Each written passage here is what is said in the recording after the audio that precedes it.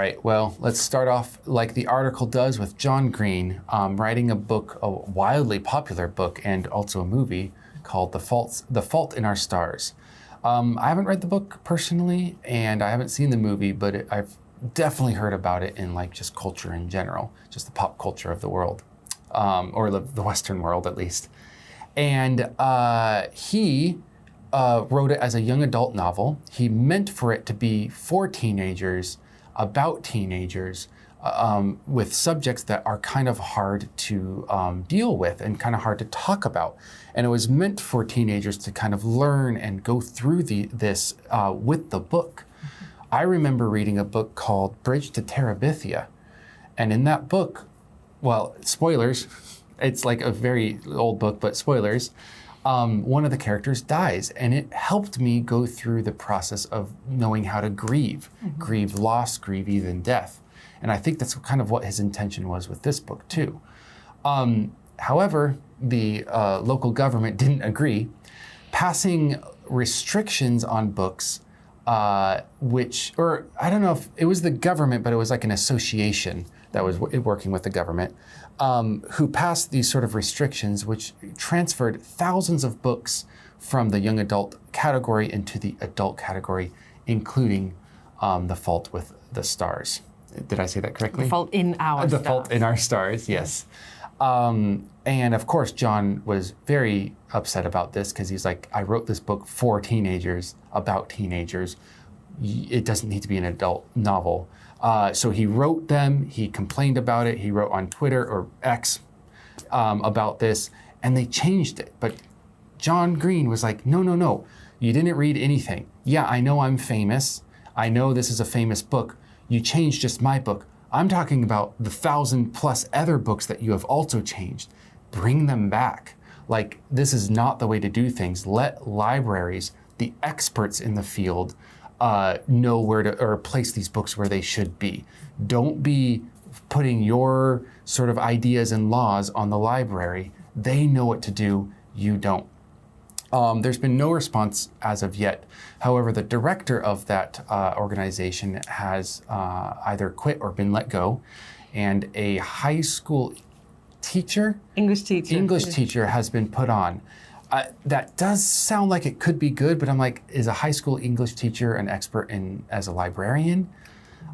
I wonder, but they might be at least a little bit more keen to listen to the opinions of librarians, because I'm sure a lot of their friends must be as well. And they must know a lot about literature. They should know a lot about what literature. Is a young adult novel and what is not. Yeah. How to correctly. And how to put it. And maybe this does highlight that there should be different categories in young adult, like young adult for categories that are harder, and young adult for categories which are more easy to consume. Maybe there can be like, I don't know what you would label it, but maybe like, I don't know, young adult easy, young adult hard, I don't know. But like, it still needs to be in the section where teenagers can read it and access it. Limiting knowledge and limiting the exposure of the real world to teenagers or even children is not a good idea. It's just not. But I have very controversial views on especially books, but content in general. I don't know if you're that controversial. I think there's a good, decent section of society that would agree with you on that one. Well, my controversial view is ban nothing. Nothing should be banned. Everything should be completely open for people, and people should decide what to read or not read. Well, definitely.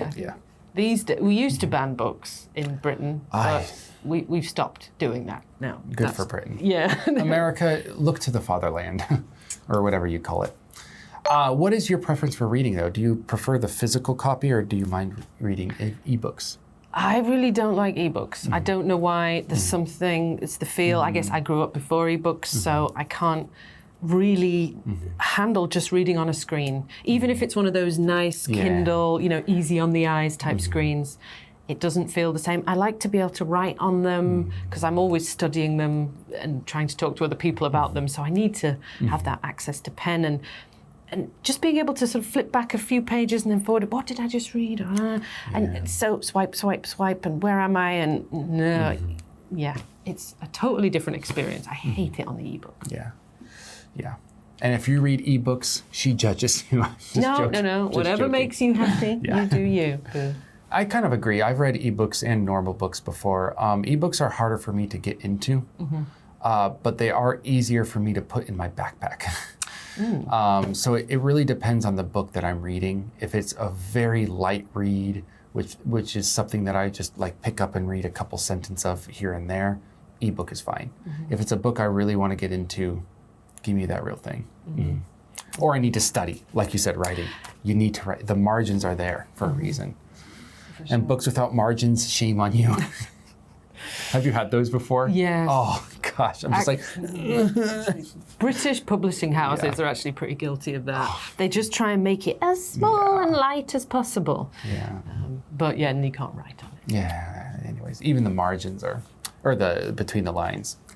What would you feel like? Like, let's say you're an author and you've intended this book to be in this category. Let's say, XXX rated adult, and they move it. How would you feel? I was thinking about this. And in some cases, I would love it, and in some cases, I would hate it. Correct. So for the love it category, I remember some bookshops and libraries still do this. They have a category called women's fiction. A lot of them have got rid of it now, and I would like them to get rid of it. Yeah. Why should there be fiction and women's fiction? Yeah. It's like saying, oh, these are students and these are women students. Or, like this is a director and that's a woman director. Yeah. So like... Why? Directors. If I was Ursula K. Le Guin, one of the world's most famous sci-fi writers, happens to be a woman. If I got moved from women's fiction into the sci-fi section, I'd be really happy because that's how it should be. But if I were like John Green and my young adult book got recategorized as adult for mentioning teenage sex, which hello is a reality in the world, then I'd be really upset. I'd be furious. Yes, as he was. He was. And good for him. I follow him on YouTube, and I saw that rant when it happened. And I suppose he's not a sort of angry, that kind of furious guy, but in his quiet, writerly way, you could see how he thought this was terrible behavior. Yes, and I'm sure I would love to watch that video, actually. I'll send you the link. Anyways, well, while she's sending the link, you guys go ahead and jump down to that vocabulary. There's quite a few prominent ones in there that you could study and use in your everyday life. But we will see you in the next one, and have a good day. Bye.